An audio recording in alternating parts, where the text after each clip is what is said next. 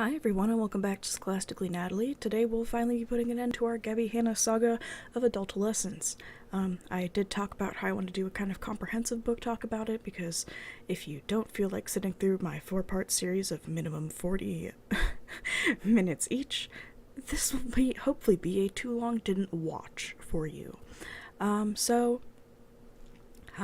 Scholastically Natalie here. We talk about books, writing, and occasionally video games on this channel. And obviously D&D. Wow, I almost forgot that I talked about that. It's been a while. And today we're gonna do a book talk about Adultolescence by Gabbie Hanna.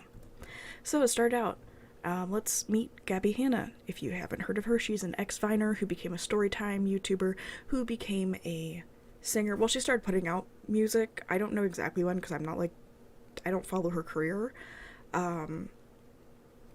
Currently, her ambition is to become a singer rather than a YouTuber. I guess I should phrase it like that. She releases music.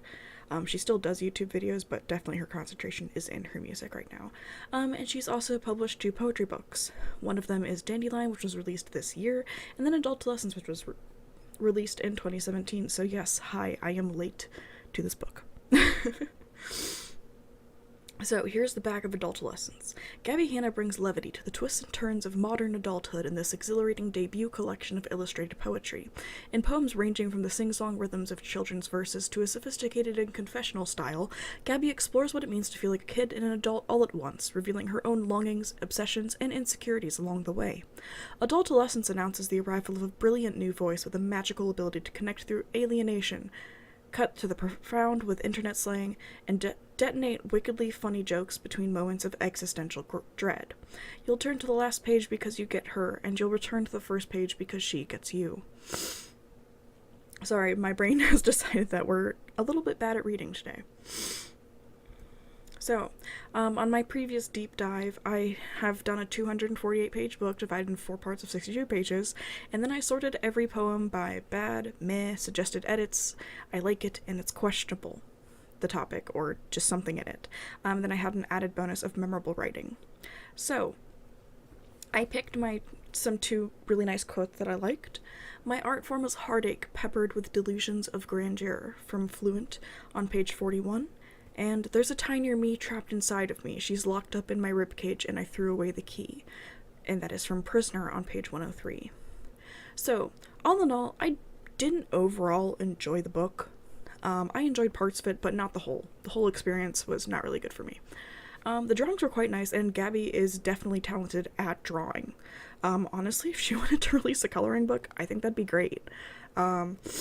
And I think Gabbie has writing talent, which I think could be improved by, taking it seriously and learning and practicing her poetry skills, aka taking online classes. I've heard Skillshare be advertised by, I think, every single YouTuber I watch on this platform. Maybe try there, maybe sign up for an online class. All of the creative writing classes I've taken, I have definitely enjoyed and gotten some useful feedback in, so at worst, you just improve your writing a little bit, and what's not a little bit of improvement? So for me, my book criticism is that I found that there was a lot of a lack of, a theme or a purpose in this book. Personally, I feel like a lot of my issues with poems and me deciding that they were bad was that they felt out of place. This book was clearly purposefully meant to be lighthearted and jokey, so then when we talked about really deep and, occasionally hurtful things that, other people might find distressing, I was a little bit shocked, and sometimes it just wasn't handled well because it was meant to be lighthearted. So for me, I think when I say take yourself seriously, in that you can write poetry without it being a joke, without you having to laugh about it. And I think that that's definitely something to look into. My second thing was the poem formats and, the organization of the poems. It made little to no sense to me. I think that you did try to have some good formats, and then other times I was confused about why you were spacing poems the way you did, or, stuff like that. It's sometimes I feel like people just space poems out certain ways to get, a full page, when you could just make something be impactful and concise, or even just have it all kind of be like short sentences instead of just, oh, you gotta stretch out all these words. And also for me, sometimes the way the book was laid out was also confusing. My biggest memory of this is a poem that went on to the next page, but it started with the first 3 lines at the very bottom of that page in front of it, and I was just like, I didn't even think the next page was connected to it, because there was a poem on that same page. I was so confused. And then another poem split in the middle, and then the way everything was laid out on the page, it didn't look like it continued on to the next page because there was so much empty space. So for me, I think the formatting wasn't great.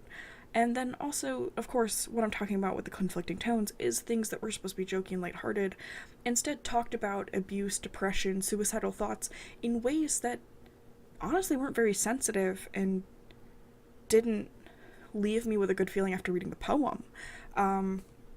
Which kind of shocked me because, again, this book was prefaced as being kind of jokey and lighthearted. Personally, I think if you're going to write about abuse, eating disorders, suicidal thoughts and ideations, depression, anxiety, I would love if you would leave a disclaimer at the front warning people that you're about to talk about those topics.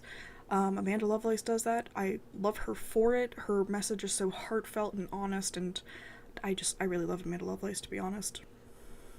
But I'm not trying to compare you to her, of course, but I think it is only polite if you are going to be selling this book to people who may have experienced those things. I think it's only right to warn them when they might not think you're going to be writing about that topic because this book is advertised in such a way. Now, you might not have control over who's advertising your book, but Okay, so my book praise is, one, the drawings were incredibly good. Honestly, I was a little bit concerned about them, but yeah, I liked a lot of the drawings, and even though sometimes I felt like the drawings had nothing to do with the poems, I still liked them. And oftentimes I felt like the drawings did mesh with the poems very well. I feel like in some of them you really embraced a creative spirit to kind of combine your drawings and your poetry. That's what I think of when I see Light Bulb. I think, was that what it was called? I think it's called Light Bulb, but it was a poem that was literally written inside of a light bulb, and like the lines were meant to be like the circuit inside, which I really liked. And lastly, this is good digestible poetry. One thing I can say about modern poetry is that it's a lot of fun because it's so easily digestible if you make an effort to make it that way. Yes, I have read some poetry, which I've then shown to a friend who doesn't get poetry, and he was like, I don't understand. And I was like, sorry. So I think that anybody could pick up this book and read your poetry and understand, which is always a good thing. You want to make art accessible. So for me, I think that writing accessible poetry is awesome, and I'm not knocking this. Like, I think digestible poetry is important. It's a great way to introduce people to poetry and work them up to even reading more complex poetry if that's what they're interested in, on more figurative poetry and more abstract poetry. Because having like kind of down-to-earth poems is great, and they're a wonderful way to just kind of like read and chill and just get the vibes and the emotions that went into them, rather than having to overthink every single line about the meaning, because I do that when I read, like, I almost said H.P. Lovecraft. He does not write poetry. Like T.S. Eliot and all the other 3 million poets that we had to read. Like, I read into their poetry too much. I don't always enjoy reading it because I am analyzing it. So being able to just kind of like sit back and relax and like vibe with the poetry of Amanda Lovelace and honestly some of Gabbie's poems was nice. I definitely appreciated that. So all in all, I added up all my graphs. My math may not be 100% accurate because I did accidentally count some things twice and not count some things twice, so this might not all add up to 248, but it's with all the poems that I tagged, okay? I just counted my little stickers. So it came out overwhelmingly poor. But luckily I can say the second highest was good poems. It might not be half of even the bad poems, but in talking about those bad poems, I can say I don't think Gabbie knew what she was getting into with this book contract. She had to fill a bunch of space. Clearly, by the end of the book, the poems are the poems are even self-referential with that. And so I think that if it had been planned better, if, you know, people had said, hey, maybe we want to shorten this book, I think that's fine.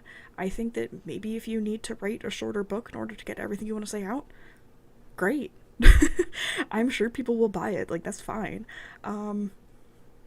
So, you know, personally, I didn't have a great experience, but I think there are things to improve so that people will have a good experience. Maybe you had a good experience, unlike me, with this book, and that's good too. It means you enjoyed it. I'm not trying to convince you that the poetry is bad. I'm not trying to convince you that the entire book is bad. I'm just telling you how I experienced it. Perhaps teenagers, honestly, I think of myself as a teenager, but then I remember that I'm now old-ish. And I probably don't have a teenager's perspective anymore. Not quite, at least. So, if you've had a different experience, I have questions. If you want to answer them in the comments, that'd be great. Like, did you enjoy all of the poetry? And if you did, what are your favorites? If you didn't enjoy all of it, what are the ones that you liked the least? Did you get this entire, like, jokey, fun atmosphere the entire time? Like, I have a lot of questions about your experience of the book if you enjoyed it. Just because I'm really curious, I guess. I've become way too invested in Adultolescence. But anyways, this should be my last video. This is my Too Long Didn't Watch for my 4-part series. So, thanks for watching. If you have any interesting books to recommend for me to read, feel free to leave them in the comments. If you enjoyed this video, please leave a like. If you did not enjoy this video, please tell me why. And feel free to subscribe if you're into my content. Sorry that we're high-key, low energy here, but I don't like yelling. So we're just gonna continue being a little bit low-key.